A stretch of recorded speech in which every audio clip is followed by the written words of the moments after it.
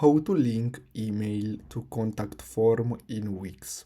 So what you're gonna have to do is simply add your form. So let's search and add a form. So as you can see here, you have feedback form, and I'm gonna use this one here.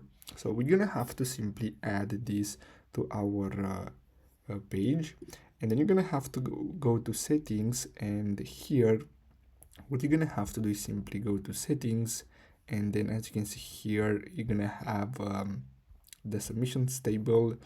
Then here you have as you can see, email notifications.